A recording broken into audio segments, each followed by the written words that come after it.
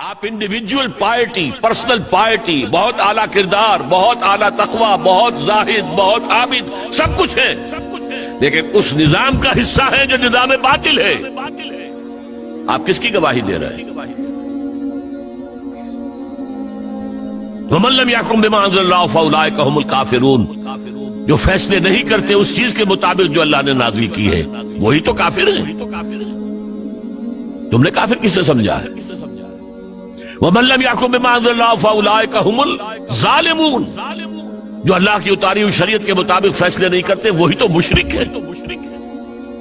وَمَن لَّمْ يَحْكُم بِمَا أَنزَلَ اللَّهُ فَأُولَٰئِكَ هُمُ الْفَاسِقُونَ، جو اللہ کی اتاری ہوئی شریعت کے مطابق فیصلے نہیں کرتے وہی تو ناہنجار ہے، فاسق ہے، غدار ہے، باغی ہے، سرکش ہے۔ یہ تین فتوے ہیں مفتی اعظم کے۔ مفتی اعظم کون ہے؟ اللہ۔ قرآن میں یہ لفظ آیا ہے اللہ کے لیے، یفتیکم، یستفتونک، اے نبی یہ آپ سے فتویٰ مانگ رہے ہیں کلالہ کے بارے میں۔ قل اللہ یفتیکم، کہہ دیجیے اللہ فتویٰ دیتا ہے۔ لو، تو مفتی اعظم کون ہے؟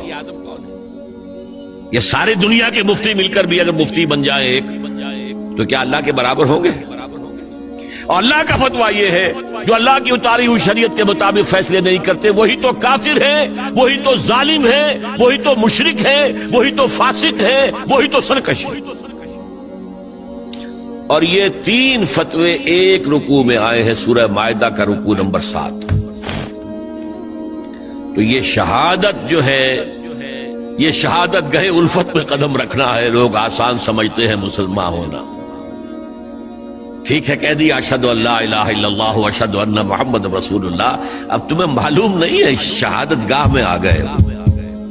اور شہادت سے مراد تمہارے قول سے اللہ اور اس کے دین کی گواہی ملنی چاہیے، تمہارے عمل سے اللہ کی اور اس کے دین کی گواہی ملنی چاہیے، اور انفرادی ہی نہیں اجتماعی سطح پر اللہ کے دین کو قائم کر کے گواہی دو دنیا کے سامنے کہ دیکھو یہ ہے اللہ کا دین، آؤ۔